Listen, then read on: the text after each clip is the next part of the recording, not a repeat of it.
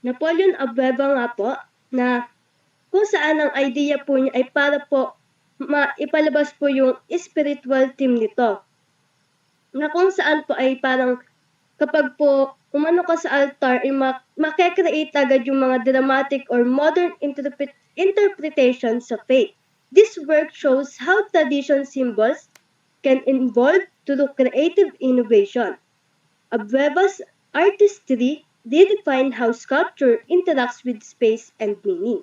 Modern art meets sacred expression.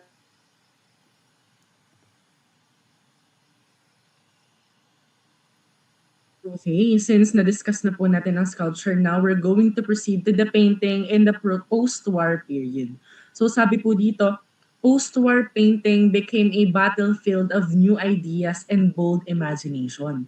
So Filipino artists began exploring modern styles such as abstraction, cubism, and surrealism.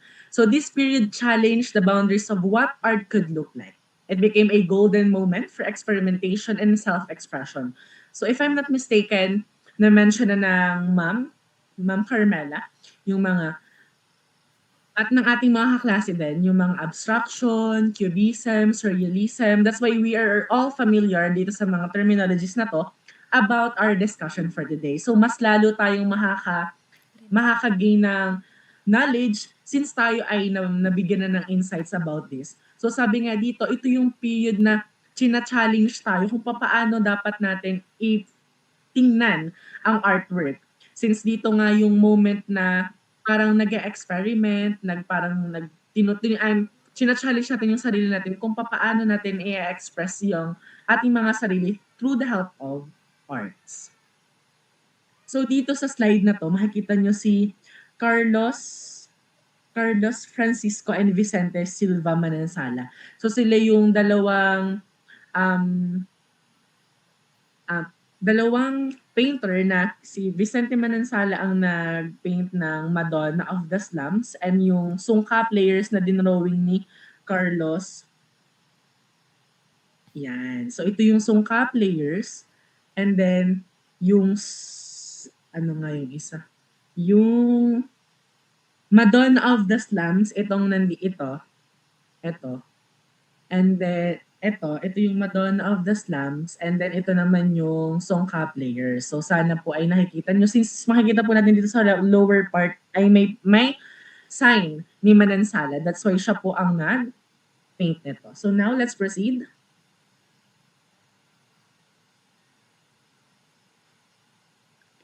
Dito naman po sa slides na to ay makikita po natin yung mga artist na nag-explore po ng light, movement at abstraction sa iba't ibang paraan. At yung mga techniques po nila na talaga naman po nakapagpa-shape ng aesthetic ng 50s and 60s. At ang mga artist po na ito ay nag-contribute po ng isang kakaibang talento na talaga naman pong nag-contribute sa Philippine modern art. And together po, they mark a period of rich creativity, different hands once involving culture.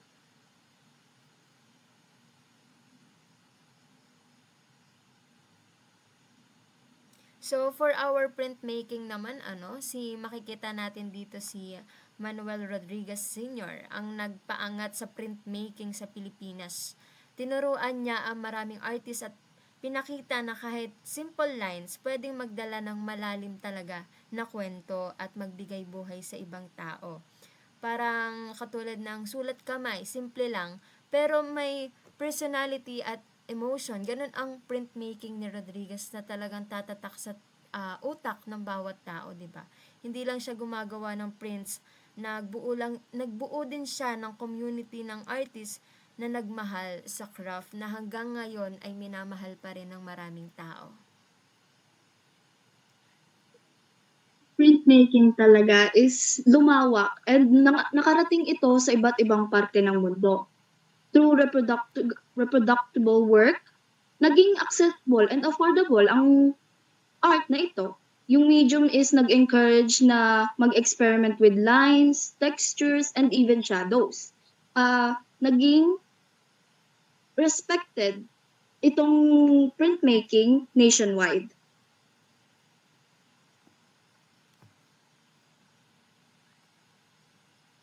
So, ayan, makikita naman po natin sa slide natin ang mga famous printmakers developed by the Philippine Association of Printmakers. So, makikita po natin dito, we have 6 famous printmakers. So, sabi po dito, um, this slide features legendary printmakers who expanded the craft with bold ideas and cultural themes. Artists like Imelda Haji Paendaya, Virgilio Aviado, sila yung mga nag-push na para ang mga printmaking at or yung printmaking type of art ay maging new territories ng art dito sa ating bansa. Their works address identity, society, and Filipino experience. They strengthen the Philippines printmaking heritage. So since makikita naman po natin sa picture na we've presented here, parang sila mga nagre-range na sa 60s and above. That's why sabi nga dito, sila yung gumawa ng foundation kung papaano natin titingnan ngayon ang printmaking field dito sa ating bansa. Kumbaga, sila yung lumilok, sila yung bumuo ng foundation ng printmaking. That's why kung may mga printmaking ngayon, sila yung main reason kung bakit siya naging ganun ka-detailed at ganun siya naging um, katibay na tingnan natin bilang isang type of art. Ayan, pag naman sinabi nating Philippine Contemporary Art, yan ang nangyayari ngayon sa panahon natin. Malaya ang artist gumamit ng kahit anong medium, mapa-digital, mixed media, installations, at pwede nilang pag-usapan ng kahit anong issue na napapanahon talaga ngayon. Kaya talamak talaga ang mga communication natin ngayon is mas mabilis, ganyan. So, parang kung ang modern art ay parang teenager na nag-e-explore, ang contemporary art naman ay adult na walang limit. Parang TikTok or Canva. Kahit anong style, pwede. Creativity lang ang boundary. Thanks, Wella, for introducing the Philippine contemporary art. So ngayon naman po is gusto kong sabihan kayo ng isang quotation to reflect kung ano nga ba ang innovation sa contemporary art. So sabi dito, innovation became a new paintbrush.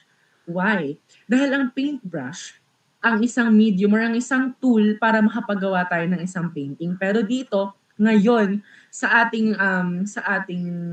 what, sa ating century, which is 21st century, ang innovation na daw ang new paintbrush. Since technology transformed how artists imagine, design, and produce art. So digital tools allow us for virtual models, digital paintings, and new creative processes. So with the help of this innovation, yung innovation na to is parang pinalitan niya hindi yung mismong artwork, pero yung creativity journey ng mga artist na makagawa ng isang something na maganda tingnan pero creative at the same time. So sabi dito, technology opened a pathway to futuristic artistic expression. Though sinasabi nila na yung century natin is para nakadepende na lang lagi sa internet, sa ganito ganyan, pero parang kung titingnan natin yung bright side, may malaking epekto siya and positive impact sa ating art field, specifically sa Philippine contemporary art. Since we're using our mind not just for nonsense reason, but para sa mas creative na bagay. Yan.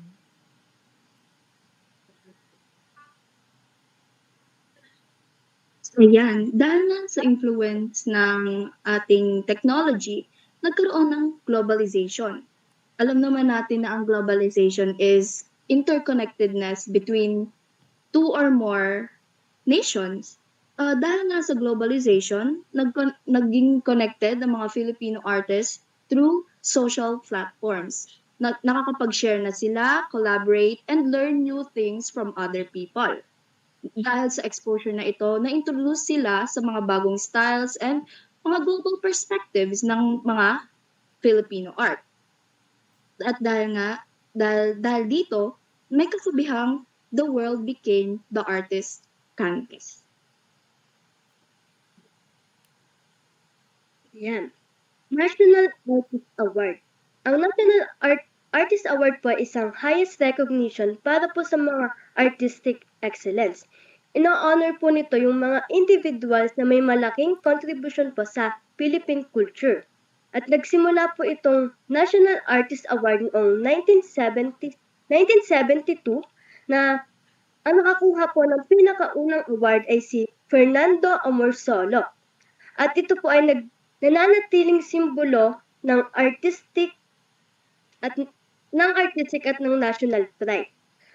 At ang national artist po ay nag-iwan po ito ng isang quote na a little worn only by the greatest. Ibig sabihin po nito ay ang kung na-awardan lang po ng National Artist Award ay yung mga taong talagang deserving po, yung may kahang-hang talento na dapat naman po talagang bigyang pansin.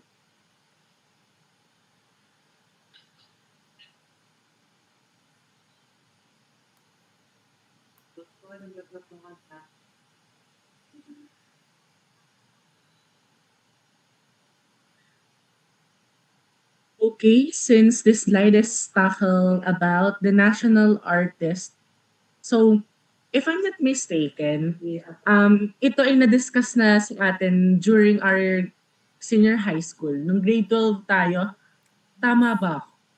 So heart Yes. react nga if na-discuss to. Which is yung medal na to, if yung natatandaan ko kasi ganito, i-share ko lang din. Kasi yung medal na to is napakadaming symbolism. Yung 2, 4, 6 at 8 sinag, tapos yung HH. If I'm not mistaken, may tatlong meaning yun. Wait lang. May meaning yung tatlong HF. So, would you mind to search kung ano yung ibig sabihin ng tatlong H dun sa